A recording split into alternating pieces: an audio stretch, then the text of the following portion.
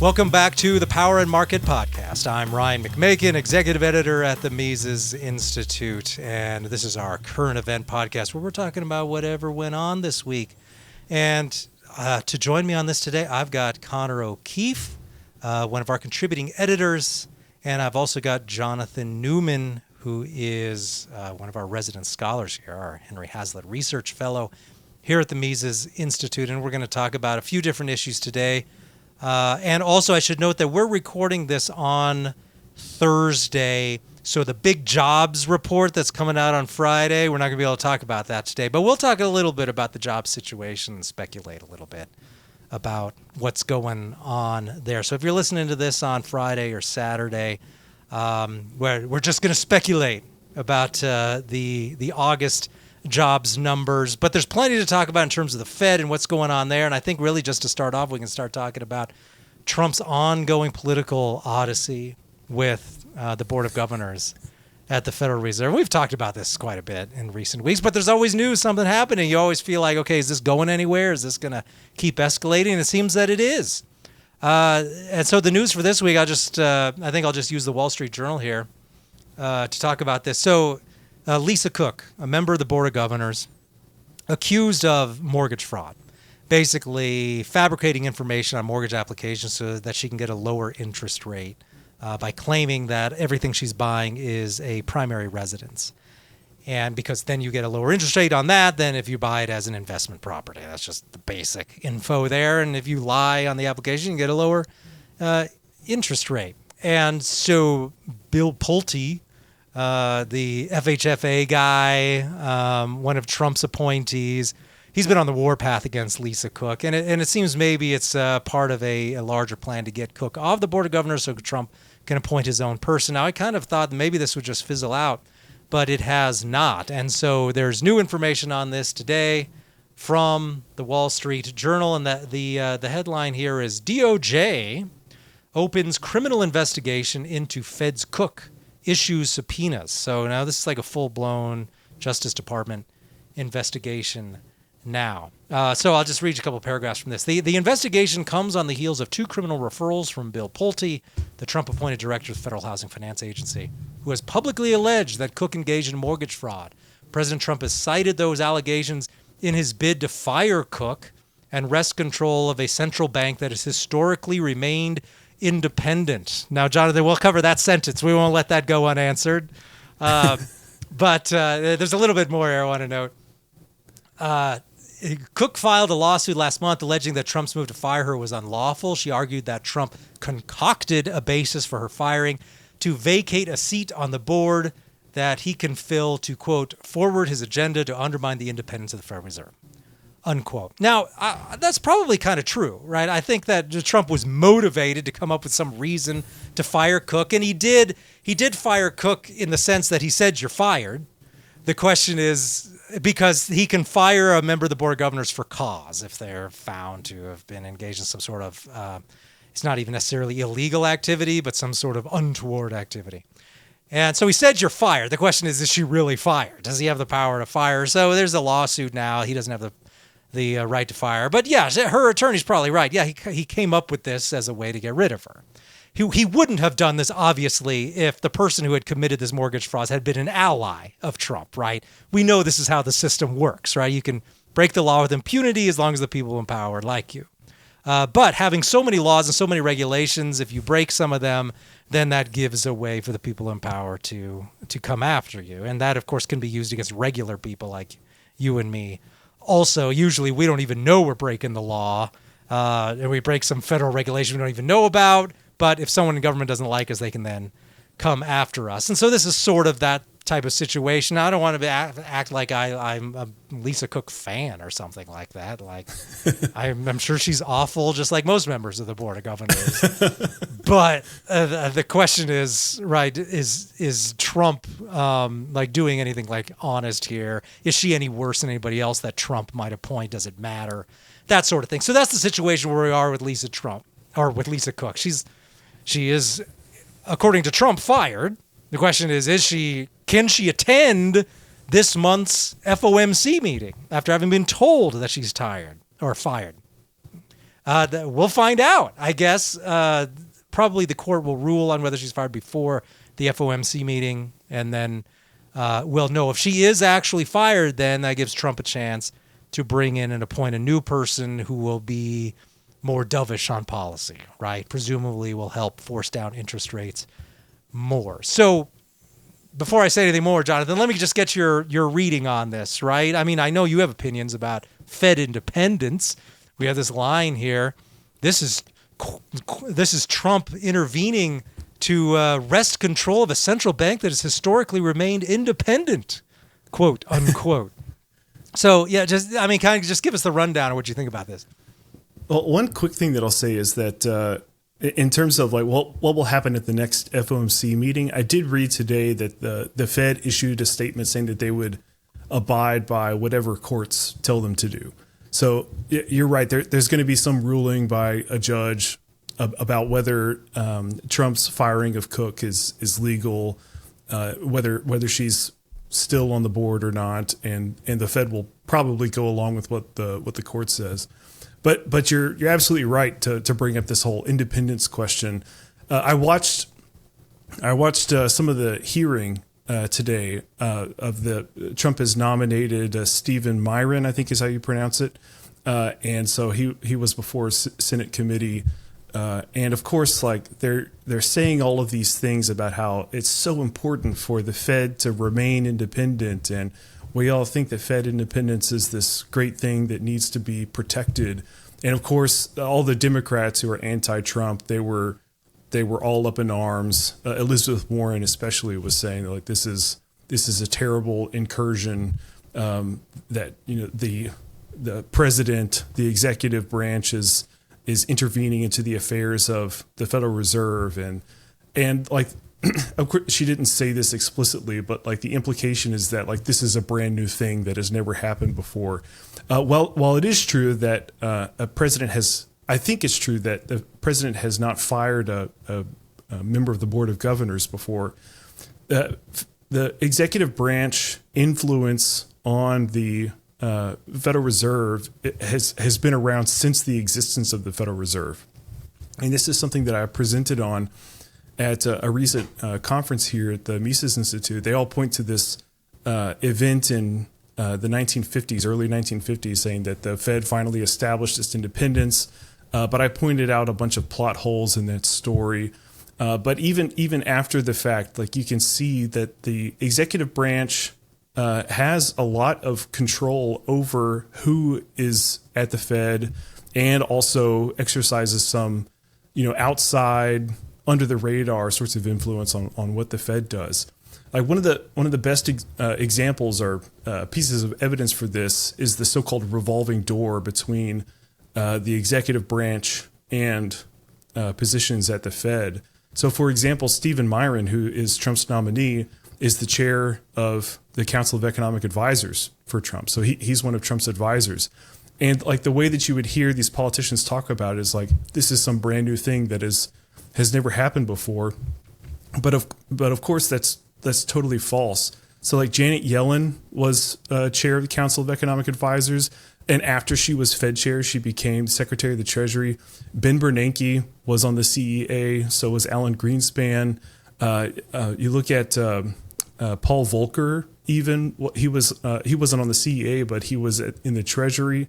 So all of these guys were in the Treasury or chairs of the CEA. So in political positions as a part of the executive branch before or after they were Fed chairs. So it just shows that there's this revolving door. So the president is wheeling in people who he thinks that will help him accomplish his policy goals, will help the government be able to sell more debt, increase the money supply, push down interest rates, help out with elections, that sort of thing. So this is not a new thing. A lot of people are talking about this recent drama as if like it's some brand new thing that we should all be scared about. But what we have and what we've always had is a Federal Reserve that is independent in like name alone. It's just nominally independent. They use all this independence rhetoric, but truly it is dependent. They are working hand in glove. They are working together, especially the Treasury and the Federal Reserve. Here's a question, Jonathan. I don't know if you know the answer to this, and it's the sort of trivia that maybe you might know. Right, all these people you've listed off, like Volcker, Bernanke, Yellen, right? They're all already part of the Washington machine as they go in and out of the Fed, right? They're in Washington. They're part of that world. Has anyone ever come up through the ranks at the Fed? And by that I mean, was there ever a Fed chairman who had been, say, the president of the Kansas City Federal Reserve and had worked his way up through one of the local banks? Or do they always come from like the Washington, New York axis instead of like being like a Fed work your way up guy? I can't think of anybody. Yeah, I don't know. I'd have to do some research. Like nobody comes to mind. I mean, it might be that earlier on in their employment history, they had a position at the Fed somewhere at like a low level position, lower than board of governors, lower than president of a bank, a district bank. But like immediately before and after their tenure as Fed chair, all of the ones in recent history were either at the Treasury or on the council, the chair of the Council of Economic Advisors. Now, what do you think is Myron guy, Connor? I mean, we were talking about, right, how I guess he was trying to give the impression that he was going to be sort of a hawkish guy, but that was just a psyop. I don't know. What you see there? Specifically, he was advocating against rate cuts back before the election when it was going to be potentially beneficial for Biden or Harris. I don't remember who was running, and I don't remember the specific reasoning, but the Democrats were trying to paint him in that hearing that he's just this naked partisan, and like that certainly he would have probably argued the same thing if he was a naked partisan. So yeah, he may be. I similarly watched the whole thing, and it made me pretty optimistic. A whole other angle to all this that we've been talking about on some of the previous episodes, and I've talked with you about, Jonathan, is just the fact that this is really exposing the nature of the Fed. And like you're saying, like that's a really important point for people to understand. This has always been the case. The Fed has never been this like amazing, independent, above politics entity. But what was notable to me in the hearing was like, of course, the Democrats and the media behind them have been trying to paint what Trump is doing and this specific nominee as like this new divergence from like the independent Fed. But what I was also pleased to see was how much the Republicans were trying to paint the Fed as it exists right now as this politicized entity. And it sort of made me want to root against Trump in terms of removing Cook. I think that like she's now become this figure that's like demonized by MAGA. And if she remains there, then you'll have, the person for them to point to and be like, look, the Democrats have completely politicized the Fed. And then if Trump can get one guy in there, then the Democrats and the media will have their person to demonize. And so, yeah, like I don't think we're like suddenly going to have this great awakening in the country that, everybody will understand that going back to the beginning of the Fed, it has not been this independent entity. But there's potential that a lot more people will think that the Fed now and going forward is not independent, that it is politicized, and therefore they'll have a much more realistic view of the Fed, which makes it easier for us to then advocate against it and talk about how damaging it is for Americans. Well, it's fairly high stakes, like even in the short term, right? Because it seems that Trump really, really wants a rate cut for a couple of different reasons, right? I think he's going to want it just because he thinks it'll stimulate the economy. And you can see that the jobs data, which we'll discuss in a minute, isn't looking so swell. And then the other part of it is they've got, I think, and I could be wrong with this, but I think I saw that they've got to refinance $10 trillion here in the next 18 months in terms of rolling over federal debt. And that's going to be like shorter term debt. And boy, do they need lower interest rates than in the shorter term. And they're going to need a very quote unquote cooperative Fed. This is a place, of course, where the Fed has never been independent. The Fed has always happily helped the federal government to finance its debt. And so they're going to need a very cooperative Fed in order to help deal with all this refinancing of new federal debt. So that's another reason you need low interest rates. You need low interest rates to get down the cost of your new debt refinance. And you also just want like stimulus. And They seem to think that, okay, if we also reduce short-term rates, that'll somehow bring down the mortgage rate. We can maybe look at that a little bit too, although we've covered that. That's just not necessarily a given, that reducing federal funds rate reduces a 30-year mortgage rate. But so there's all these political issues here, right? Trump wants to claim he's going to bring down the mortgage rate, which would make home buyers happy. He wants to claim that he's stimulating the economy by bringing down interest rates. He forced the Fed to finally reduce interest rates after they were mean people who wouldn't reduce the interest rate more. And then at the same time, finally make it possible to finance more debt, because we're looking at least $1.9 trillion deficit for this fiscal year, which ends at the end of this month. So it's a huge deficit. I mean, this president he loves his runaway fiscal spending. So you got all of that going on, and the next big meeting is here in mid-September. So I suppose if you can get Cook out and get your guy in, you're more guaranteed to have an interest rate cut. So I guess this is the part where we just speculate. Are they going to cut? Let's say Cook is still in there. Mid-September. Jonathan, are they going to cut the rate anyway with the job data looking like it is and just everything else we know, or is Powell going to stay the course just a little bit longer? What do you think? Yeah, I think they're going to cut at the next meeting. That's mainly informed by the Fed really tries to avoid surprises. They really try to avoid surprising the market, and based on what I see in reporting on this, is that most financial institutions have already priced in a cut, and so they calculate probabilities on this, and it's north of 90%. So the market is pricing in over a 90% chance of a cut, and this was actually before all of the drama with Cook and Trump trying to fire her and get in a new person. So the way that I think about this is, I think one thing that Trump is the master of is that he is the master of the media cycle and staying at the center of attention and playing the media against itself. And so one way that I'm thinking about this, so a cut was already going to happen. So let's suppose that a cut was going to happen no matter if Cook is on the board or not.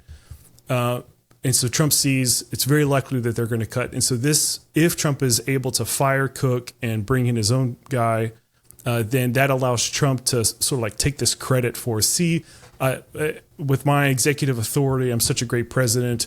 I'm able to influence even the Federal Reserve, and I've finally got even the Federal Reserve to do what I wanted it to do. So I think this is more of a Trump will be able to take credit for something that was going to happen anyway. At least that's how I'm interpreting the news cycle with all this Cook business. I think it also goes the other way too. I was talking to Tho about this previous week, that and of course him getting his guys in there would change this, but so far if the Fed not cutting too also sort of feeds into this narrative that they're purposely trying to do the opposite of whatever Trump does. It feels like there's no real way for them to escape like that, and I think he did this very purposely, to your point, but there's no real way to escape the narrative that he's influencing monetary policy, kind of regardless of whether he gets people in there or not.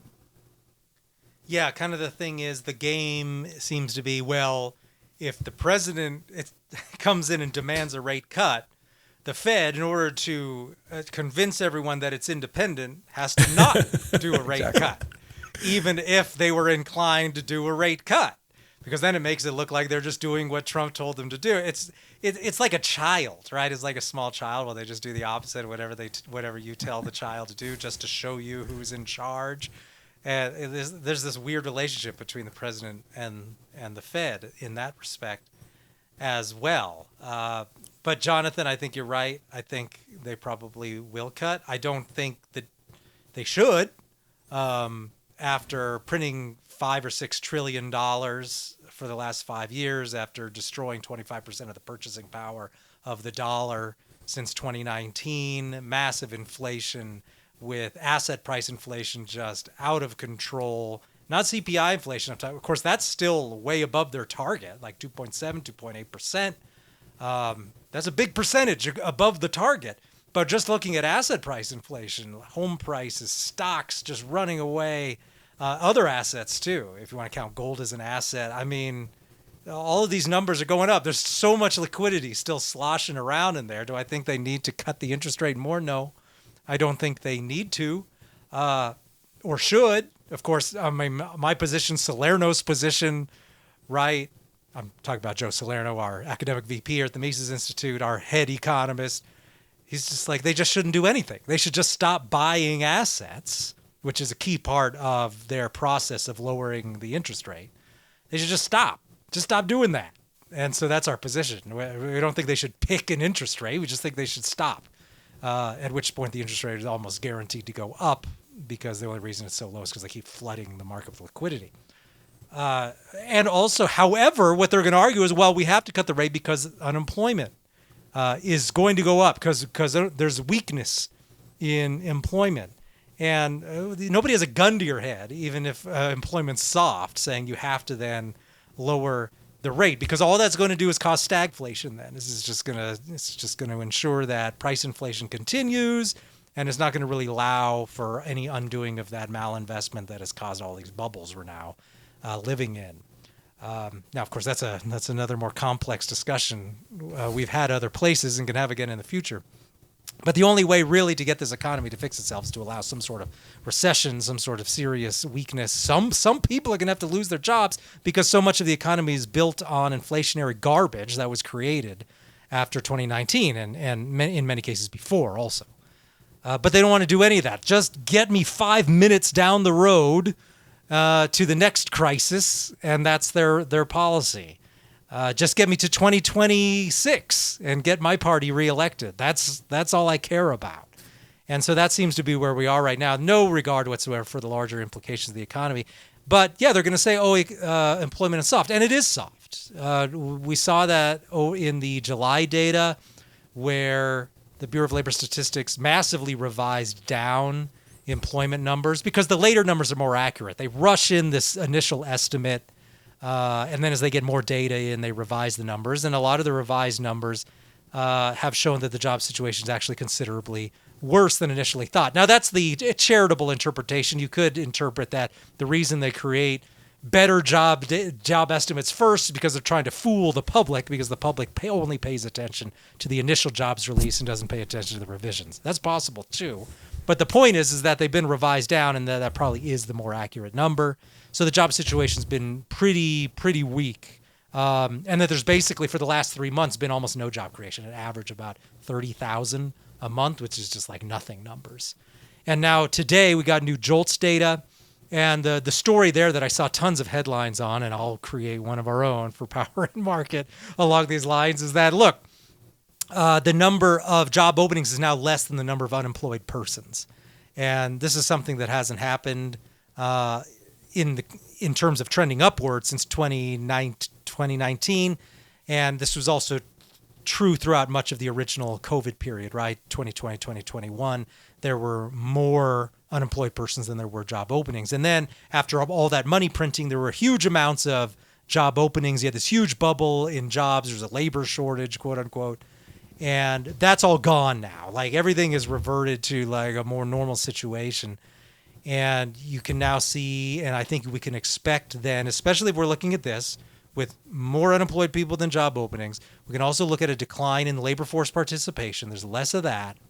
And also, if you go in and you add in the numbers of people who are only marginally connected to the workforce, these are people who say that they're not in the workforce, but they would like a job now if they could get one. These are the discouraged workers. And this is covered, if you follow these things, right? This is included in the U6 unemployment number. That's a higher unemployment number because it includes these people who were looking for jobs, would like a job, but they don't bother anymore because they just don't think they'll ever get a job again. So there's actually about 1.8 million of those people on top of the 7 or so million people who are now unemployed. And then you only have, so you got 8 million of those and you only got about 7 million job openings. So where do you go from here? I think it's pretty clear then that you're going to start to see an increase in the unemployment rate because you're going to have people continuing to look for work and they're not going to be able to find it. So I don't know what the job data is going to say tomorrow. I'll be interested to see what the revisions are, but it's not going to be strong, right? Unless, I don't know, maybe they'll cook the numbers and I'm going to wake up tomorrow, there's going to be a headline, 250,000 new jobs created in August. I mean, there is no anecdotal data to support that at all, right? Anytime you look at the financial news, it's just huge new accounts of layoffs every day. And then looking at the unemployment rate for new college grads, that's no higher than the median all worker rate. Like, you're now worse off as a recent college grad than just workers in general, including people with no education. So those people can't find jobs. Social media is filled with people who can't find work. And they're, well, that's just anecdotal. Yeah, well, a lot of anecdotes taken together, that adds up to statistical data. I mean, I'm just not seeing where there's room for much optimism about the employment situation. So you add all that together, and I think that translates into a rate cut, if for nothing other than just optics, because they've got to look like they're doing something. Now, I don't know. Do you guys have opinions about the state of the economy overall? I mean, what are you hearing out there, and what are you seeing in the data? Like, Jonathan, how would you rate the economic situation, and should the Fed be the Fed doing something in order to somehow fix the economy, even though we know that doesn't work? But in the mainstream thinking, right, are we at the point where they got to do something? Yeah, I think you're right. Like, I've seen a lot of these like cracks in the economy, cracks in the labor market, like what you're talking about. But the thing is, like, we've seen this for the past few years, and so like you keep thinking, like, when is all of this going to come crashing down? Now, what's really interesting, one thing that I was thinking about when you were talking about, like, what if tomorrow we see this like spectacular report from is it the BLS reporting tomorrow, the jobs numbers? So, like, what if we did see like some spectacular report? One thing I was thinking about is like that would cause the stock market to crash, and the reason why is because with the bad reports where we see the unemployment rate higher than expected, like the labor market is not as good as what was expected, you actually see increases in stock prices. And what's interesting is, like, the reason why is because when they see that, they see the Fed has more justification to cut. So like bad news is interpreted as good news. It's like, oh, bad news means that the Fed is that much closer to cutting interest rates, which means more liquidity, which means higher stock prices. And so I'm going to go ahead and price in what I think the Fed is going to do in the future. So like we're in this like sort of like wacko circus world where bad news is good news. And we've been in this for a long time, which I think just goes to show that the like equity markets that we have they're not based on fundamentals. It's not like we have, like sound, solid growth in production, like good, solid, sustainable growth.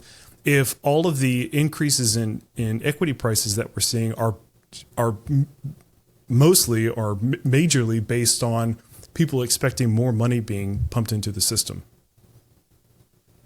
Yeah, Connor, I mean, what's your reading on the general state of things? I guess similar with you guys, I don't necessarily dig into the economic data as much as certainly you do, Ryan. I'm a lot more interested in kind of the political response to it. And so an angle here that I think is interesting that won't affect tomorrow is, if you remember last time, Trump fired the commissioner of the BLS over the jobs numbers. He then put forward this heritage economist, I think, who seems to be just aligned with him economically. He's not in yet. There's like some longtime staffer that's the acting commissioner, but there's a chance that the next report after tomorrow's, like, they'll have this guy in. There's a chance that this might be there's a lot of things going on. There is a chance that if that guy gets in, that every BLS report from then on is then kind of portrayed by like the more mainstream establishment media as this like politicized report that we can't trust, which would be interesting. But then also, like, from Trump's standpoint, like, he has this kind of weird idea that, like, well, he obviously, with the BLS stuff, he denied the very idea that the jobs market might be weak. He, of course, is presenting the American economy as this really strong, it's the golden age he's heralding in. But then at the same time, a weak jobs market is the thing that might actually get him the rate cut that he's been really pushing for. So it'll be kind of interesting to watch how he responds to whatever happens tomorrow. Like, if it's somewhat negative, or just not really positive, if he pushes back against that. That would be kind of interesting, given that that's probably the best chance for the Fed to actually finally come around and do what he's been, saying over and over and over again they have to do. Well, it's been suggested by, 4D chess playing people that if Trump really wants a rate cut, he'll ensure that the jobs numbers are terrible tomorrow. And then the Fed will have to cut, like massive job losses in the BLS. And then the Fed comes in September 15th or mid-month, they got to cut. Oh, look, jobs terrible. And then you revise the numbers way better in the subsequent month. Oh, sorry, we were wrong. Job situation wasn't all that bad, but you already cut the rate, so I guess no harm, no foul. I'm surprised that Trump hasn't really maybe kind of hinted at something like that. Instead, he seemed to be mad that the numbers were negative, even though that served what he wanted from the Fed. Bad numbers help him get what he wants from the Fed, but I struggle to see him though, like swallowing that and just going along with it, or because he has to have something easy to blame. It's not very obvious how he can just blame Biden or the Democrats. I mean, maybe he'd find a way. I'm sure he'd come up with something, and maybe we'll see tomorrow. But that's an interesting dynamic that I'm kind of watching here. Yeah, it could be his ego will just prevent him from just manufacturing a terrible jobs number in order to get his rate cut. Although after the fact, he'd come back and then say, oh, look, jobs numbers are great now after I got the rate cut that I demanded, after Jerome Powell finally did what I said. See, there are many ways for Trump to win this. We'll just see how he does it. But you're right, Jonathan. The guy's like a master of the news cycle. So I don't know what way he'll do it. Sorry. Well, one thing that I forgot to mention is you were talking about, like, if you look under the hood of the jobs numbers, like you see all of these problems. I can't remember if you mentioned it, but one very important trend that people are just now starting to recognize is that recent college graduates are really having trouble finding jobs. Like there's this upward trend in the unemployment rate for recent college graduates, and like that's very concerning. That used to be the standard line. Like, how do you get a job? How do you get a good, well-paying job? You got to go to college, get the degree, then you're on your way. In your career. But it's looking like that's not the formula anymore. It's looking like it's increasingly difficult for recent college graduates to get a job, and that's just one more thing that you could see. Like, if you just look under the hood, very concerning if you're concerned about the future of the economy. It'd be interesting if that Connor. Continued for a while, if that could potentially pop the college bubble as well. If it's literally not worth it from a monetary standpoint to go, because I believe the data was showing that, at least for men, I think there was a gendered difference, but I think that mainly had to do with the fact that healthcare is really stable and more women are working in healthcare. But I think specifically for college graduate men, men at the same age that only had a high school diploma were making more money than men with a bachelor's. And it's like that. If that goes on for a few months, maybe we can get past that. But if you're going on for a longer period of time, then it's obviously just a bad financial decision to go to college if you want to make money, if that's your only focus.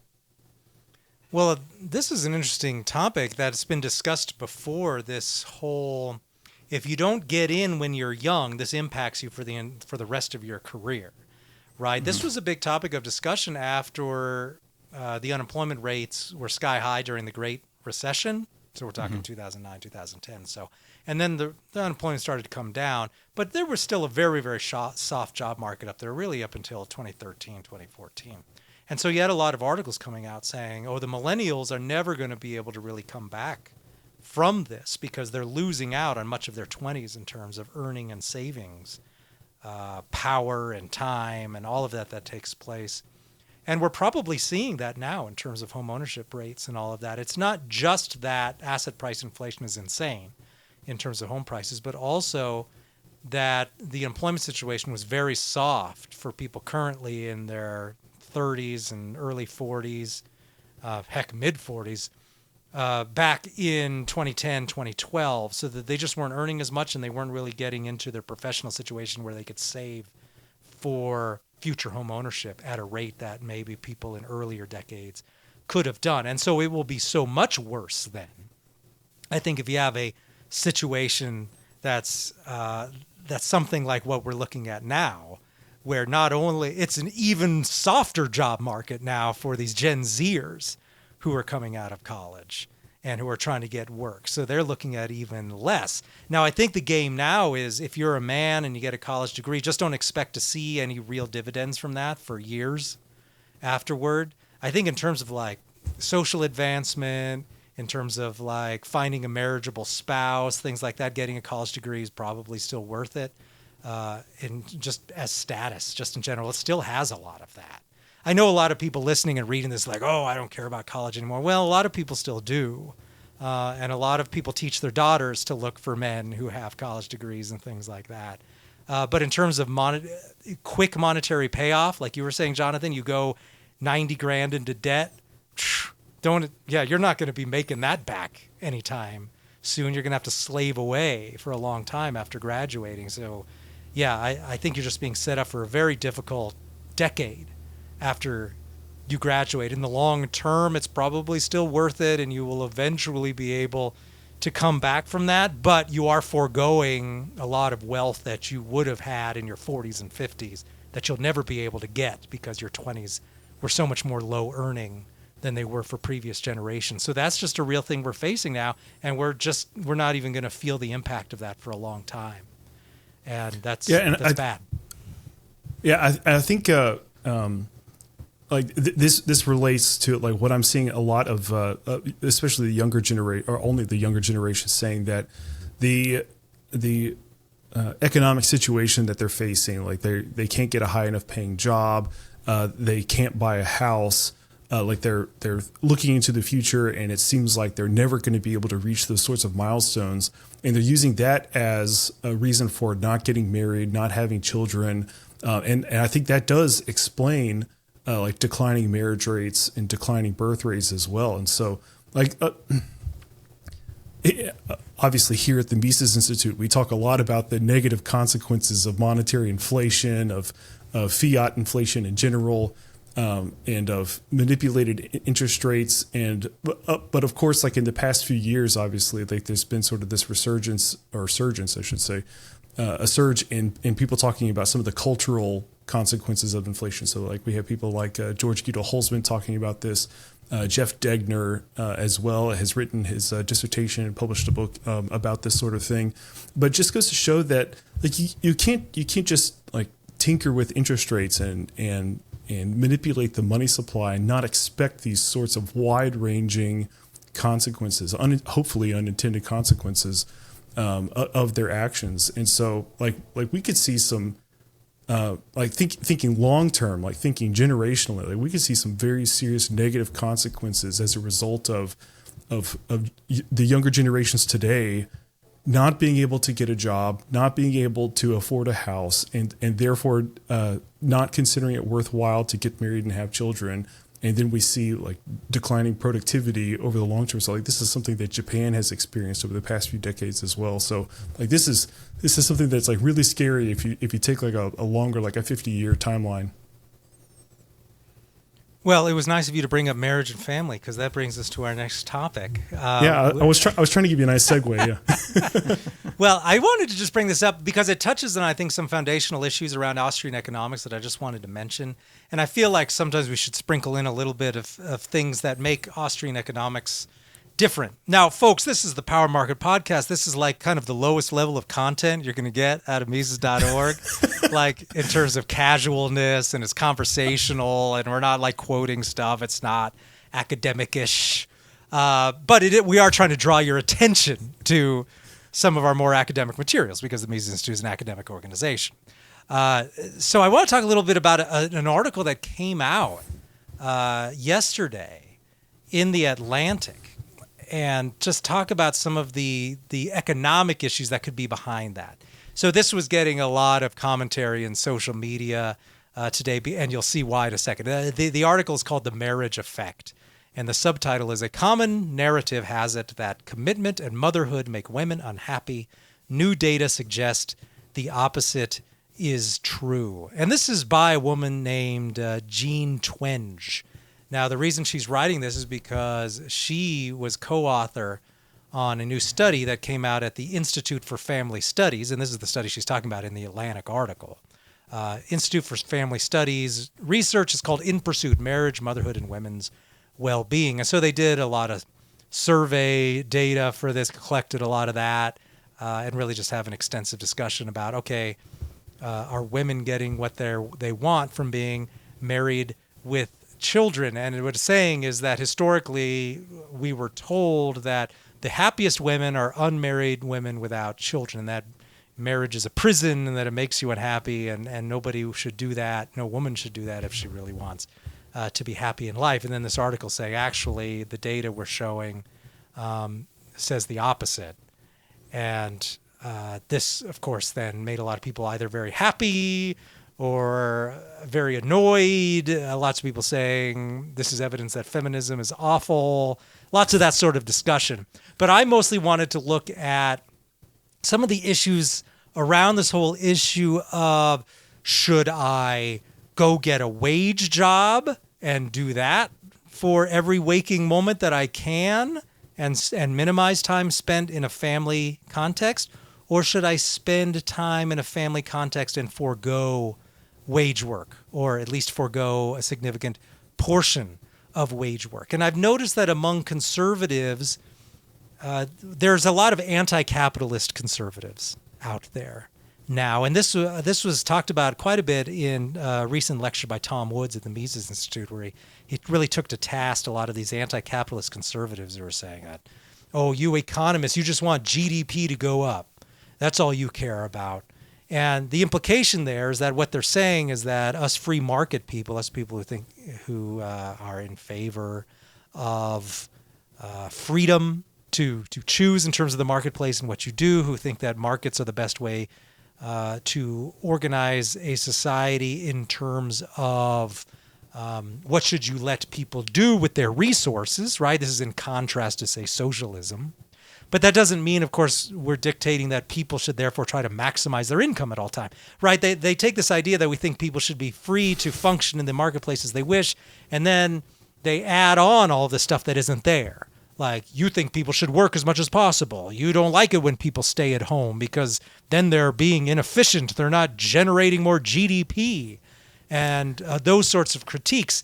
And I just wanted to make it clear from the Austrian standpoint that there is nothing about being free market that says, oh, we think women should work in a wage job and not be at home, or we think women should be at home and not work in a wage job. And I think this whole survey here, I think, shows how subjective this can be in terms of different people come to different conclusions, and different people have different ideas about what makes them happy, and different people have different idea about what they should do with their time. Should they pursue wage work? Should they pursue quote-unquote leisure? Should they work in non-wage work at home? And there is no correct answer on this from a free market perspective. And I just kind of wanted to really address that issue first before I start seeing all these critiques where, like, well, if you capitalists hadn't forced women into the workplace, they'd be happier than they are. Well, I mean, we don't have a position on that, at least from an economist standpoint, right? I have opinions about those things from positions as a human and a husband and a Christian and things like that. But as an economist, there's not you should do wage work. Now there is, and I just want to note this, and then I'll ask you about it, Jonathan, right? There is that theory. I don't know if I would call it a conspiracy theory, but it's a theory that both conservatives and far left socialists often agree on. And I like to talk about the theory because I find it interesting. The theory is that there was like a capitalist conspiracy of sorts to convince women to all go into the workplace because that would drive down wages, and then they would get a lot more labor while paying lower wages because they have double the workforce now, because all these women flooded the workforce. Now we have more workers. We can pay them less. And tax revenue. from the Right. right. That's yes. And so now we're more profitable because we're exploiting more. We have more workers to exploit. We pay them less. And then the government was part of this conspiracy, the capitalist-controlled government in the left-wing telling, because what does that mean? Because think about it. It means more tax revenue, right? Because a mother, a woman who's at home and doing like cottage industry type stuff, right? Doing laundry at home, fixing meals at home, that's not getting taxed, right? The wealth, the production she's engaging in at home isn't getting taxed. She's not 1099ing anybody for that work she's doing, right? Instead of daycares, which can be taxed and regulated, you have all these decentralized hubs of daycare that are happening informally in the quote unquote informal economy, right? It's not like the black market, but it's just like the economy that's unobserved by the regime. And so there's not like official tax forms or anything that are passing through that sort of work. And so then you've got the regime and the capitalists working together to get as many women as you can into the workforce, working all the time, get as many kids as you can into daycare and in government school as possible. And now you've got your regime plutocrat utopia where everybody is working all the time, their fingers to the bone, and the capitalists get their cut and the government gets their tax cut. And that's the world we're in now, and it's making women miserable, could be the interpretation then after, if you're a traditionalist reading this recent report. Now, what are we to make of that? Is there really conspiracy among the regime and capitalists to do that? And of course, by capitalists in this case, I think we're talking about not like real free market people who are like trying to use policy in some way to guide private sector behavior. But I don't know. I've never really gotten beyond the theory in terms of is there empirical evidence of this theory? Has someone written a book showing the conspiracy? I don't know. But Jonathan, I was hoping you could just kind of talk a little bit about how we as economists do not assume that what people should be doing is driving up GDP, right? That the goal as a human being in terms of exercising your consumer sovereignty, your producer sovereignty or whatever, is to drive up GDP, right? We have other values. There's other things we can do with our time, right? Leisure's a thing, right? And it's okay to choose leisure, right? I don't know. Just tell us a little bit about that as the most sophisticated economist in the room. Yeah, you're exactly right. So this is one of the great benefits of the Austrian methodology, the Austrian perspective, is that we have this subjectivist approach to economics. Like, so at the center of Austrian economics is the fact of human action. And the thing about human action is that it's just people choosing means to attain their ends. So there's not some overarching goal to maximize GDP or to get, physical or paid production or producing output for sale. There's not some goal in that regard. So you're exactly right. Like if people decided that they preferred leisure and this resulted in a decrease in GDP, Austrian economists would, of course, judging the historical data, judging cultural trends, that sort of thing, they would say like these people, this community, this country, this economy has succeeded. Like they have achieved economic growth, even if that economic growth is not indicated by numbers. It's not indicated by more sales of final goods and services produced within that country, right? So I do podcasts with Bob Murphy every now and then, and so like the first thing that I'm thinking about is like what's like an example, like what's a good thought experiment that we can run through, and of course my mind goes to Crusoe. So Crusoe is alone on his island. We would consider his GDP to be something like the quantity of fish and berries that he's producing for his own sustenance. And so like it's a meager existence. He's not in a division of labor, blah, blah, blah. Like we go through all of this sort of thing. But imagine like a raft washes on shore and it's just loaded with all this cargo that's full of like multiple years supply of food. And it's got a long shelf life. So it's a bunch of MREs or it's a bunch of freeze-dried food such that he would be able to survive for a long time. So if we look at his what would he choose to do after that? Well, he would probably engage in more leisure than he was before. He would probably spend more time relaxing and resting after trying to make a living for himself. He would decrease, so his GDP would go down in terms, like, after the fact. After receiving this, he would decide to work less. He would catch fewer fish and he would pick fewer berries, because now he has this extra subsistence fund that he can rely on. And so, like, if you're like monomaniacally focused on something like GDP, you would say his GDP went down, Crusoe's worse off. But of course, we would realize that the opposite is the case. He's much better off now. He's got this much larger subsistence fund. He can now engage in more leisure. He could make more capital goods. He can do all these sorts of things. But, like, you made a great point. Economists can't prescribe. Like, we can't say what Crusoe ought to do. Like, we can't say Crusoe ought to do this. Like, outside of economics, we could make recommendations. We could say Crusoe, ought to, build some capital goods. He ought to, do some things to help increase the standard of living. But that's, like, outside of our role as economists. So, like, what's the ultimate stopping point? Like, what's the ultimate given in economics? And the answer is consumer preferences. So if Crusoe's preference is to spend a couple extra hours a day lounging on the beach instead of toiling away at picking berries, then so be it. Like, that's what he wants to do. And if he did that, we would say he has achieved a higher standard of living. He has achieved his end. So I totally understand. A lot of people, like, when this sort of discussion comes up, some of the more like traditionalists in like Christian circles, like, they would say that labor is a good thing because it gives us purpose in life. Like, God made us to produce things, take care of his creation, provide for one another, and these sorts of things. And I think a lot of that is true. Like, that's going in the right direction. It's good to be busy. It's good to be doing things with your hands. It's good. But it's also good to be raising a family. It's also good to be taking care of the people around you, even if that's not something that's contributing to GDP.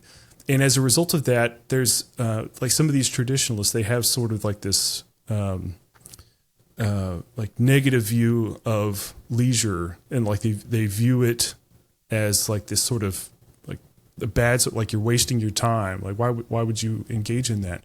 But like, one way that I respond to those people who make those sorts of arguments is that, like, leisure is me playing with my kids.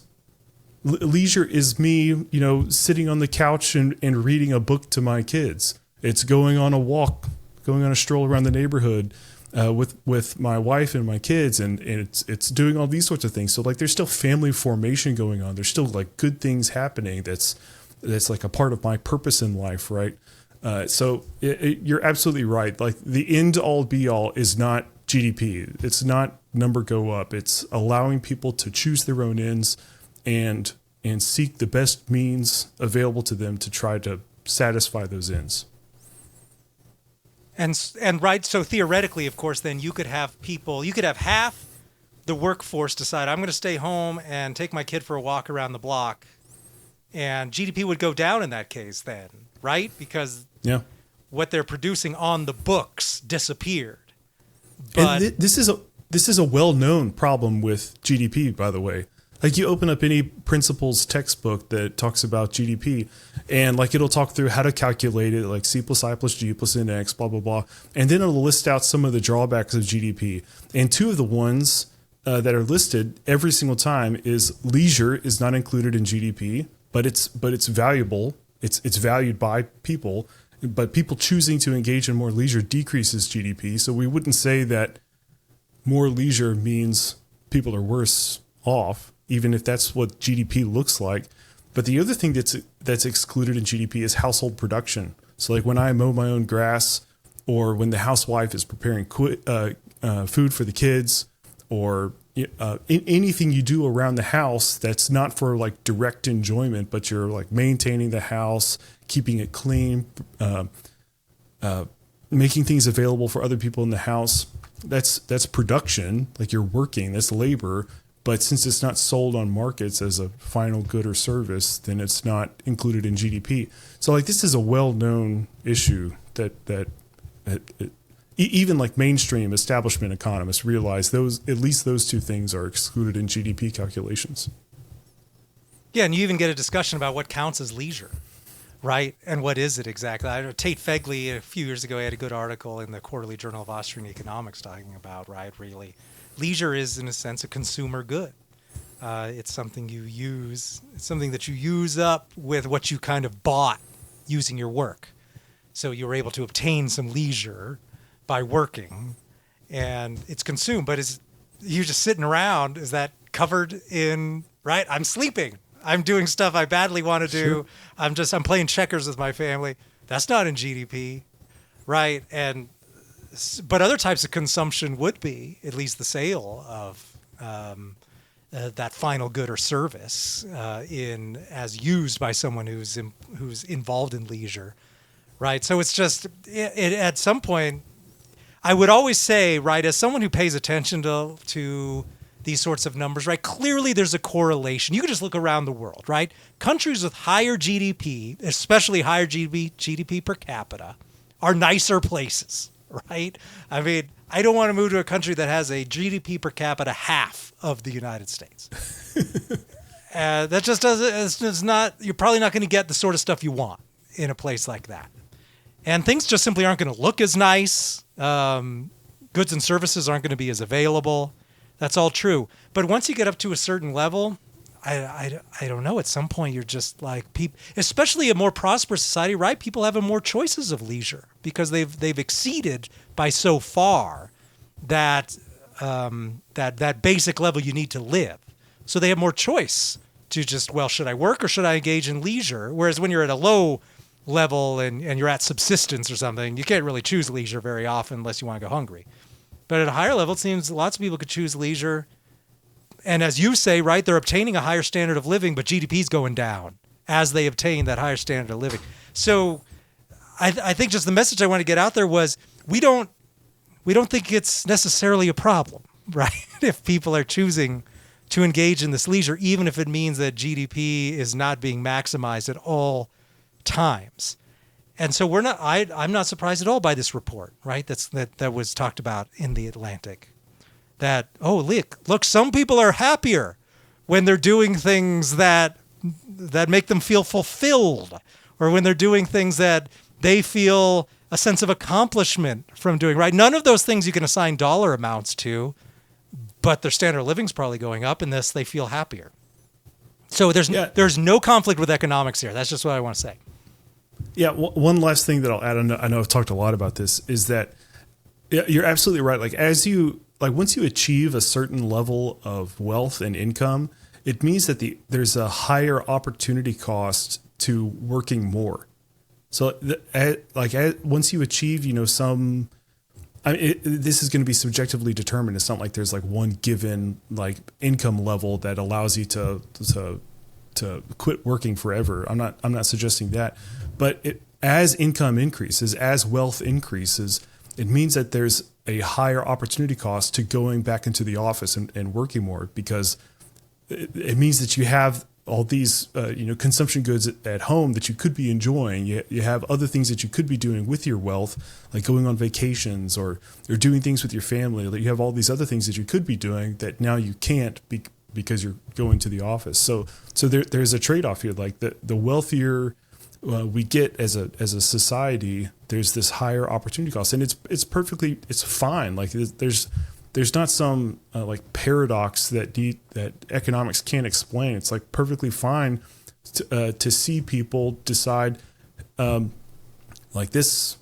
I'm going to choose to engage in more leisure. I'm going to decide to only get a part-time job instead of a full-time job, so that I can be with my family for a longer amount of time each week, so that I can raise my kids, so I can homeschool if you want to do that. So I can do all of these other sorts of things that aren't included in GDP. You're not selling that output for a price, so it's not taxed. It doesn't go into the numbers, but it's still like what you want. You're still getting the sorts of things that make you better off. All right. Well, we better go ahead and leave it with that. We're getting close to an hour into this episode. Actually, oh, wow. I think this is just something that we're going to have to return to a little bit in the future, because I see a real rising tide in terms of people are figuring that kind of the old caricature of economics, it's really leaving a bad taste in people's mouth, right? That's not really economics that a lot of these people have in their minds. Number go up, GDP maximize at all times. That's not really economics, and almost nobody I've ever seen teaches that in an economics class, but that is clearly the message a lot of people have gotten about what econ is, and I think we're just going to continue to see a lot of these criticisms going forward. So thank you everyone out there for listening to this episode of Power and Market. Thank you, Connor. Thank you, Jonathan. We will be back next week with more, so we'll see you next time.